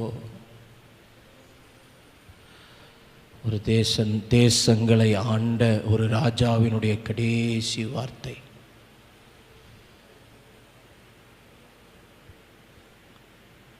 எட்டு மனைவிகளும் 19 பிள்ளைகளும் உடைய ஒரு பெரிய ஒரு மனுஷனுடைய கடைசி வார்த்தை. என் வீடு இப்படி ஆயிடுச்சே, என் வீடு இப்படி ஆயிடுச்சே, என் வீடு இப்படி ஆயிடுச்சே, என் வீடு இப்படி ஆயிடுச்சே, என் வீடு இப்படி ஆயிடுச்சே. என் வீடு இப்படி இராதோ, என் வீட்டின் மேலே கர்த்தரின் ஆசீர்வாதம் இருக்கணும். எல்லாவற்றின் மேலும் கர்த்தரின் ஆசீர்வாதம், எல்லாவற்றை சுற்றிலும் கர்த்தரின் வேலி, எல்லாருக்குள்ளும் கர்த்தருக்கு பயப்படுகிற பயம், கர்த்தருக்கு பயப்படுகிற பயம். இன்னைக்கு நம்ம பிள்ளைங்களுக்குள்ளால, நம்ம கணவன்மாருக்குள்ளால கர்த்தருக்கு பயப்படுகிற பயம் இல்லாததுனால தான் இன்றைக்கி நம்ம வாழ்க்கையில் நிறைய போராட்டம், பிரச்சனை, இழப்பு, திடீர் மரண செய்திகள், விபத்து, பொல்லாத வியாதிகள். ஆண்டவருக்கு தெரியாமல் எதுவுமே நம்ம வாழ்க்கையில் நடக்காது. நம்ம ஒருவேளை நடக்கிறத பார்த்து பரிதாபப்படலாம், ஆனால் ஆராய்ந்து பார்க்கணும், அந்த வீட்டின் மேல் தேவனுடைய ஆசீர்வாதம் இருக்குதா, அந்த வீட்டை சுற்றிலும் தேவனுடைய பாதுகாப்பு இருக்குதா, அந்த வீட்டுக்குள்ளே இருக்கிறவங்களுக்குள்ள எல்லாருக்குள்ளேயும் கர்த்தருக்கு பயப்படுகிற பயம் இருக்குதா, இருக்குதா? யோசித்து பாருங்க, இருக்குதா? உங்கள் வீட்டுக்குள்ளால எல்லாருக்குள்ளேயும் கர்த்தருக்கு பயப்படுகிற பயம் இருக்குதா? ஐயா, நீ பயப்பட்ட மாதிரி உன் பிள்ளை பயப்படுதா கர்த்தருக்கு? அக்கா, நீங்கள் பயப்பட்ட மாதிரி உங்கள் மகன், உங்கள் மகா கர்த்தருக்கு இன்றைக்கி பயப்படுறாங்களா? அப்படி பயப்படலன்னா ஏன் நீங்கள் அவங்களுக்கு கர்த்தருக்கு பயப்படுகிற பயத்தை போதிக்கலை? நீங்கள் ஆண்டவருக்குள்ளே வந்த நேரம் எப்படி இருந்தீங்களோ அது போல் இன்றைக்கி உங்கள் பிள்ளை இருக்கிறாங்களா? ஏன் இல்லை? ஏன் அவங்கள நம்ம வளர்க்கலை? கடைசி காலத்தில் காலம் கடந்து கட்டையில் போகிற வயசில் என் வீடு இப்படி இராதோ புலம்புகிறான் தாவீது, புலம்புகிறான். அவன் சாதாரணமாக பேசல, அவன் சொல்றான், ஆவியானவர் என்னை கொண்டு பேசினார், நான் என் தேவனுக்கு இன்பமான சங்கீதங்களை பாடினவன் தான், என் தேவனுடைய இருதயத்துக்கு ஏற்றவன் தான். ஆனா கடைசி நேரத்தில் ஆவியானவர் என்று சொல்றாரு, கேட்கிற, என் வீடு இப்படி இராதோ, என் வீடு இப்படி இராதோ. அம்மா, அக்கா, அண்ணா, ஆவியானவர் உங்களுக்கு ஒரு வாய்ப்பை கொடுக்குறாரு. ஜெபம் பண்ணா இன்னைக்கு ஜெபம் பண்ணு, இன்னைக்கு ஜெபம் பண்ணு. போராடணும்னா இன்னைக்கு போராடு. அவரை பிடிச்சிக்கணும்னா இன்னைக்கு பிடிச்சிக்கோ, இன்னைக்கு பிடிச்சிக்கோ, இன்னைக்கு பிடிச்சிக்கோ, இன்னைக்கு பிடிச்சிக்கோ. பிடுங்கப்பட்ட வேலி திரும்பவும் ஆண்டவர் அமைப்பார். கர்த்தருடைய ஆசீர்வாதம் திரும்பவும் அந்த வீட்டின் மேலே வரும் வரும் வரும் வரும் வரும் வரும் வரும். தாவீதினுடைய வீட்டை குறித்து வேதம் சொல்லுகிறது, பட்டயம் அவன் வீட்டை விட்டு நீங்காமல் இருந்தது. எனக்கு கேள்வி, கர்த்தருக்கு பயந்தவன், கர்த்தருக்கு சங்கீதங்களை பாடினவன், ஆனா அவன் வீட்டை விட்டு பட்டயம் நீங்காம இருக்கும்னு கர்த்தர் சொல்றாரு. ஏன்னா அவன் வீட்டை கோட்டை விட்டுட்டான், பிள்ளைங்க வாழ்க்கையை கோட்டை விட்டுட்டான். அப்சலோமை எப்படி நடத்தணும்னு அவனுக்கு தெரியல, அதோனியாவை எப்படி நடத்தணும்னு அவனுக்கு தெரியல, அம்னோனை எப்படி நடத்தணும்னு அவனுக்கு தெரியல, தாமாரை எப்படி நடத்தணும்னு அவனுக்கு தெரியல, சாலமோனை எப்படி நடத்தணும்னு அவனுக்கு தெரியல.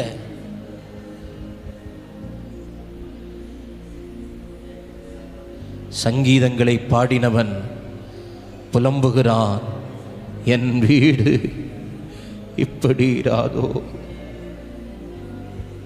என் வீடு இப்படி இராதோ. எவ்வளவு கஷ்டப்பட்டு எவ்வளவு பாடுகளுக்கு உட்பட்டு இந்த வீட்டை, இந்த பிள்ளைகளை, இந்த குடும்பத்தை இந்த அளவுக்கு கொண்டு வந்திருக்கிறார் ஆண்டவர் கிருபையினால. ஜெபம் பண்ணுங்க, வாய்களை திறந்து, வாயை திறந்து ஜெபிங்க. என் வீட்டு எல்லாவற்றின் மேலும் கர்த்தரின் ஆசீர்வாதம் இருக்கட்டும். என் வீட்டுக்குள்ளால வளருகிற அந்த அந்த அந்த அந்த கோழிக்கு மேலே கூட கர்த்தரின் ஆசீர்வாதம் இருக்கட்டும். அந்த ஆடுக மேலே, அந்த மாடுக்கு மேலே, அந்த பசுக்கு மேலே, என் வீட்டுக்குள்ளே வளர்கிற அந்த மிருக ஜீவன்கள் மேலே, என் வீட்டை சுற்றி இருக்கிற அந்த செடி கொடிகள் மேலே கூட கர்த்தருடைய ஆசீர்வாதம் இருக்கணும், கர்த்தருடைய ஆசீர்வாதம் இருக்கணும். எல்லாவற்றின் மேலும், எல்லாவற்றின் மேலும் கர்த்தரின் ஆசீர்வாதம். எல்லாவற்றை சுற்றிலும் கர்த்தரின் வேலி. நீங்க நல்லா இருக்கிறீங்க, உங்க பிள்ளை நல்லா இருக்கிறா, உங்க கணவன் நல்லா இருக்கிறானா, வேலி பிடுங்கப்பட்டிருக்குது. என்னைக்காவது யோசித்தீங்களா, ஏன் இந்த வேலியை பிடுங்கினாரு, ஏன் இந்த வேலி பிடுங்கப்பட்டது, ஏன் என்னுடைய தொடர்ச்சியான இந்த நஷ்டங்கள், இழப்புகள்?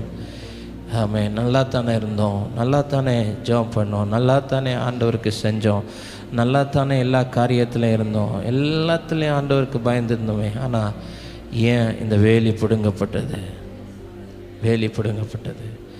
இன்னைக்கு ஜெபிங்க, எல்லாவற்றை சுற்றிலும் திரும்பவும் நம்முடைய வேலி, கர்த்தருடைய வேலி, கர்த்தருடைய வேலி. என் வீட்டை சுற்றிலும், என் வீட்டை சுற்றிலும், என் கணவனை சுற்றிலும், என் பிள்ளைகளை சுற்றிலும் ஜெபிங்க, ஜெபிங்க, ஜெபிங்க, ஜெபிங்க, ஜெபிங்க. ஊக்கமாக ஜெபம் பண்ணுங்க, ஊக்கமாக ஜெபம் பண்ணுங்க.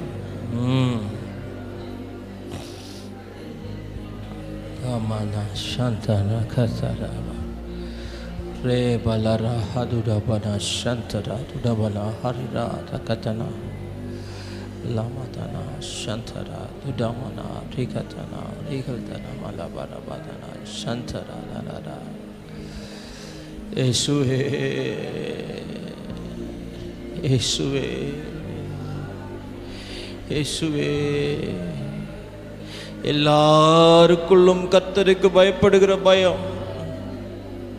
அந்த வீடு எவ்வளோ ஆசீர்வாதமா இருந்திருக்கும், கொர்நேலியுடைய வீடு. எல்லாருக்குள்ளும் கர்த்தருக்கு பயப்படுகிற பயம். அவனுக்குள்ளால, அவன் மனைவிக்குள்ளால, அவன் பிள்ளைகளுக்குள்ளால, எல்லாருக்குள்ளும் கர்த்தருக்கு பயப்படுகிற பயம். அதனால தான் தேவதூதர்கள் அந்த வீட்டை சந்திச்சாங்க, தேவ மனிதர்கள் அந்த சந்திச்சாங்க, தேவனுடைய வார்த்தை அந்த வீட்டை சந்தித்தது, தேவாவியானவர் அந்த வீட்டை சந்தித்தார்.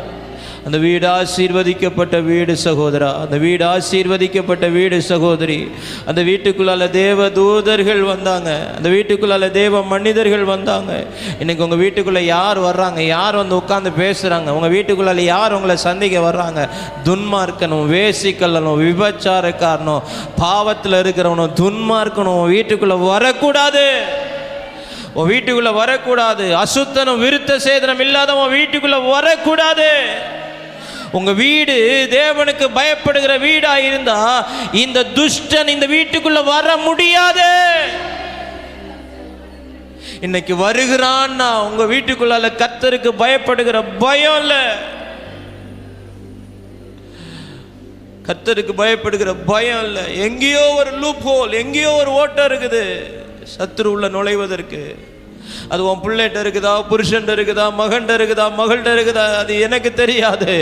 ஆனால் இன்னைக்கு ஜெபம் பண்ண, ஆண்டவரே யாருக்குள்ள அந்த ஓட்டம் இருந்தாலும், யாருக்குள்ள அந்த வழி இருந்தாலும், அந்த திறப்பு இருந்தாலும், இந்த மதியான நேரம் அந்த திறப்புகளை அடைத்து என் வீடு கர்த்தருக்கு பயப்படுகிற வீடா இருப்பதாக. என் வீட்டுக்குள்ள இருக்கிறவங்க எல்லாரும் கர்த்தருக்கு பயப்படணும். அவன் சம்பாதிக்கிறான், சம்பாதிக்கல, அது ரெண்டாவது. அவன் ஐஸ்வர்யவானாகிறான், ஐஸ்வர்யவானாகல, அது ரெண்டாவது. முதலாவது ஒரு தேவனுடைய பிள்ளை, என் பிள்ளை, என் புருஷன் கர்த்தருக்கு பயந்திருக்கிறான், கர்த்தருக்கு பயந்திருக்கிறாள்ங்கிற அந்த சாட்சி தான் ஒரு குடும்பத்துக்கு ஆசீர்வாதம். இல்லாமல் நீ லட்சக்கணக்கா கோடி கணக்கா எத்தனங்களை சம்பாதிச்சாலும் அது வீட்டுக்குள்ள தங்காது. அந்த ஆசீர்வாதம் வீட்டுக்குள்ள தங்காது. ஏன்னா அந்த ஆசீர்வாதம் வீட்டுக்குள்ள வரும். வீட்டுக்குள்ள வரும்போது இங்கே இருக்கிற சூழ்நிலைகள் பார்க்கும்.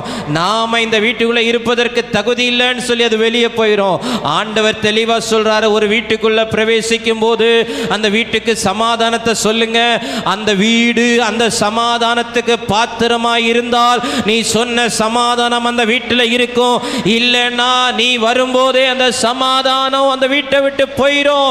இன்னைக்கு அநேகருடைய வீடு அந்த சமாதானத்துக்கு பாத்திரம் இல்லாம இருக்கிறதுனால தான் அந்த வீட்டுக்குள்ள சமாதானம் இல்லை, அந்த வீட்டுக்குள்ளால தெய்வ பயம் இல்லை, தெய்வ பயம் இல்லை.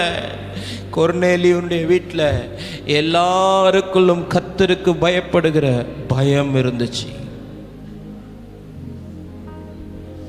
என் வீடு இப்படி இருக்கட்டும் ஆண்டவரே, என் வீடு இப்படி இருக்கட்டும் ஆண்டவரே, என் வீடு இப்படி இருக்கட்டும் ஆண்டவரே.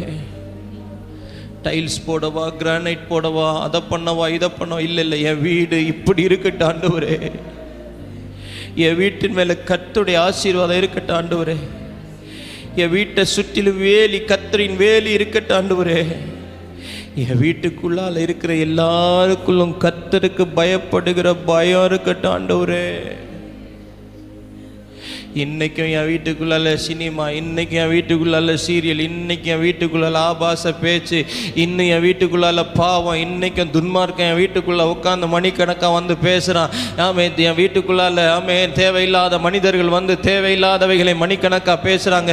இன்னைக்கு என் வீட்டுக்குள்ளால குண்டனி சொல்கிறவங்க, இன்னைக்கு என் வீட்டுக்குள்ளால கோல் சொல்கிறவங்க வந்து என்னுடைய நேரத்தை கெடுக்கிறாங்க. என் வீட்டுக்குள்ளால கர்த்தருக்கு பயப்படுகிற பயம் இருந்துச்சுன்னா கோல் சொல்லுகிறவர்கள் என் வீட்டுக்குள்ளே வரமாட்டாங்க, துன்மார்க்கர்கள் என் வீட்டுக்குள்ளே வரமாட்டாங்க. மாறாக தேவ தூதர்கள் என் வீட்டுக்குள்ள வருவாங்க, தேவ மனிதர்கள் என் வீட்டுக்குள்ள வருவாங்க, தேவனுடைய வார்த்தை என் வீட்டுக்குள்ள வரும், தேவ ஆவியானவர் என் வீட்டுக்குள்ள அசைவாடுவார். உங்க வீட்டுக்குள்ளால தேவ ஆவியானவர் அசைவாடுறாரா? இன்னைக்கு மத்தியானம் உங்க வீட்டுக்குள்ள போய் ஒவ்வொரு அறைகள்லையும் ஒரு 10 நிமிஷம் நின்று ஜெபம் பண்ணுங்க. இந்த அறைக்குள்ள ஆவியானவரை அசைவாடும், இந்த ஹாலில் ஆவியானவரை அசைவாடும், இந்த பெட்ரூம்ல ஆவியானவரை அசைவாடும், இந்த கிச்சன்ல ஆவியானவரை அசைவாடும், இந்த வராண்டாவில் ஆவியானவரை அசைவாடும். யார் இந்த வீட்டுக்குள்ள வந்தாலும் அவங்க ஆவியினால் நிரப்பப்படணும், ஆவியானுடைய பிரசன்னத்தால் நிரப்பப்படணும்.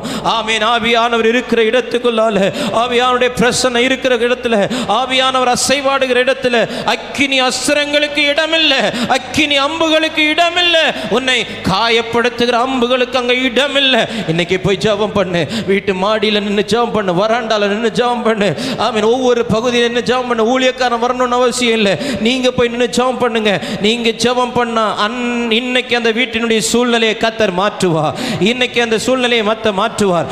இந்த நாள் முதல் கொண்டு உங்க வீடு தேவன் சந்திக்கிற வீடாய், தேவ மனிதர்கள் சந்திக்கிற வீடாய் தேவனுடைய வார்த்தை வெளிப்படணுங்க. நீங்க உங்க வீட்டில் முழங்கால் படியிட்டா உங்களுக்கு தேவனுடைய வார்த்தை வெளிப்படணும். ஆலயத்தில் வரும்போது தேவனுடைய வார்த்தை வெளிப்படுகிறதல்ல, நீங்க வீட்டில் ஜெபம் பண்ணும்போது தேவனுடைய வார்த்தை வெளிப்படணும். வீட்டில் இருக்கிற எல்லாருக்குள்ள கர்த்தருக்கு பயப்படுகிற பயம்.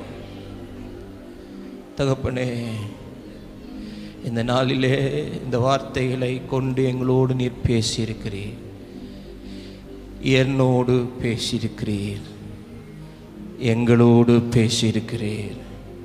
இந்த செய்தியை கேட்கப் போகிற ஒவ்வொருவரோடும் கூட நீர் பேசுவீர். இந்த வார்த்தைகள் அவங்க செவிகளிலே எட்டும் போது அவங்க வீடு இப்படித்தான் இருக்கணுங்கிற ஒரு எண்ணத்துக்கு அவங்க வரணும்ப்பா. அந்த